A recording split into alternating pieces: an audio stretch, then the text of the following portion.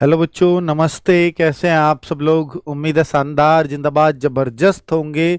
2026 में एक नौकरी आपके पास हो। कम से कम इतना प्रण तो 2026 में ले ही लीजिए।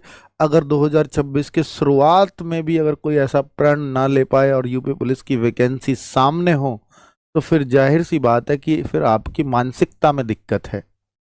तो भाई, ये प्रण तो लेना पड़ेगा, तभी आप शायद उतनी मेहनत दे पाते हो उसको जिसमें आप सेलेक्ट होना चाहते हो। मुझे लगता है कि यूपी पुलिस बहुत सारे बच्चों की चॉइस होती है। वर्दी वाली जॉब भी है, बहुत सारे बच्चे सिर्फ वर्दी चाहते हैं। पुलिस उसमें नंबर वन को जो भी फॉर्म भरने की तैयारी कर रहे हैं या फॉर्म भरने की सोच रहे हैं, उनको ये वीडियो फॉर्म भरने से पहले देखना चाहिए। अभी आप देखना चाहते हैं शुरुआत में तो उतना फायदा नहीं है। जब आपको फॉर्म भरना हो तब ये जरूर देख करके जाना। आपको एक एक कॉलम बताऊंगा।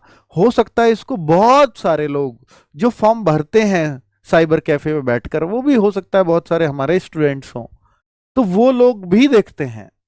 और वो लोग देख करके तब वो किसी बच्चे का देखिए जो सीरियस होंगे इंटरनेट पे बैठे हुए, वरना तो वो मान लेते हैं मैं सबको सब सर्व ज्ञाता हूं, मुझे क्या ही जरूरत है। भाई, मुझे भी भरना है ना, तो मैं भी कई बार देखूंगा, तो मेरे हाथ से किसी का भी फॉर्म गलत ना हो, ऐसा सिंसियर भी होते हैं कुछ लोग। वो देखते हैं कि भाई कोई गलती तो नहीं हो जाएगी, पोस्ट प्रेफरेंस क्या होनी चाहिए। जिस बच्चे को नहीं पता है उसके लिए हम गलत प्रेफरेंस तो ना भरें कम से कम।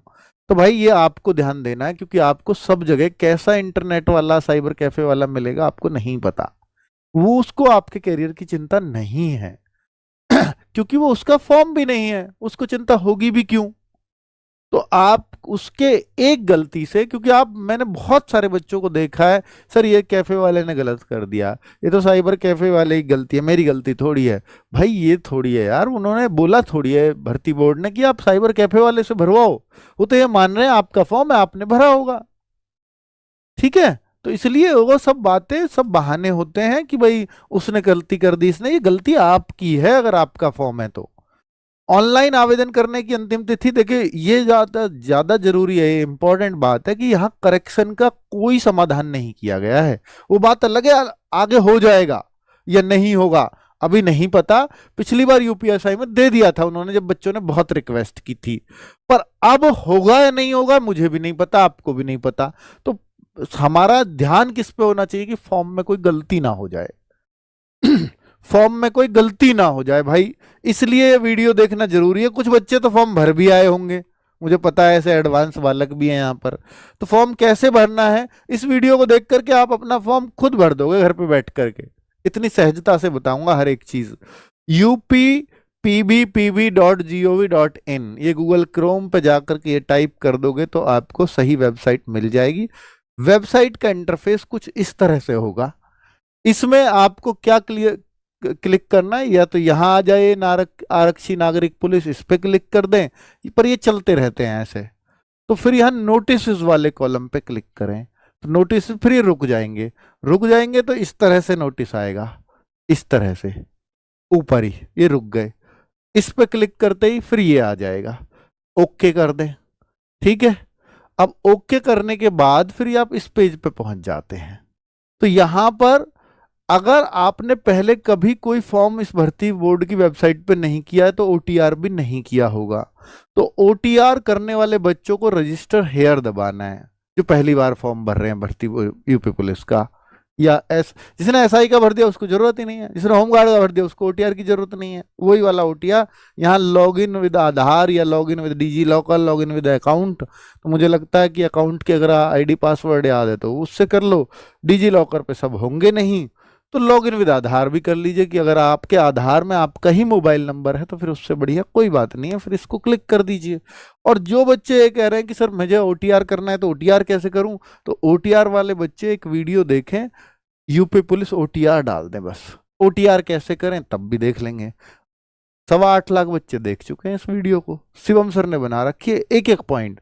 ओटीआर में क्या करना होता है, वन टाइम रजिस्ट्रेशन, यानी आपकी बेसिक डिटेल, 10th की डिटेल, माता पिता का नाम, आपका नाम, कैटेगरी सब भरवा लेता है ये बेसिक डिटेल, है ना। बाकी डिटेल तो जो गहराई की डिटेल है वो इस फॉर्म में मांगता है। तो भाई ये डिटेल आप कैसे भरें, कहाँ से ओटीआर करें, वो सब इसमें समझा रखा है। ओटीआर वाले बच्चे तो उस वीडियो को देखें, फिर इस पे आएंगे वो भी। ओटीआर करने के बाद फिर से ये पेज पे आएंगे और फिर उनको भी यहीं log in with Aadhaar ID या लॉग इन विद अकाउंट। भाई ओटीआर वाले हो तो अकाउंट तो अभी बनाया होगा, फिर वो यहाँ डाल देना। नहीं तो आधार से भी आप कर सकते हैं। अगर आपके आधार में आपका मोबाइल नंबर है तो जनरेट आधार ओटीपी, तो आपका ओटीपी आ जाएगा, ओटीपी इसमें डाल दोगे, सक्सेस हो जाएगा, लॉगिन हो जाएगा। ठीक है, मतलब आप अकाउंट के आईडी पासवर्ड भी भूल गए तो भी आप आधार से जा सकते हो, अपने अकाउंट में एंटर कर सकते हो। अच्छी बात ये है। अब यहां पर फिर अगले पेज पे ये आ जाता है, लॉगिन होते ही ऑनलाइन एप्लीकेशन।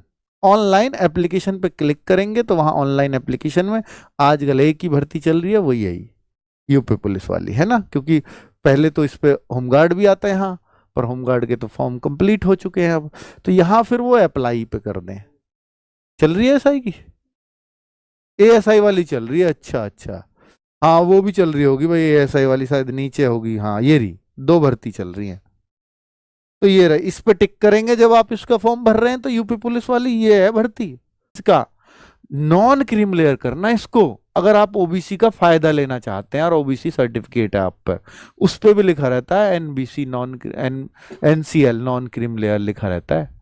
ठीक है, आप देख लेना। तो इसको ओबीसी एनसीएल ही क्लिक करना है सबको,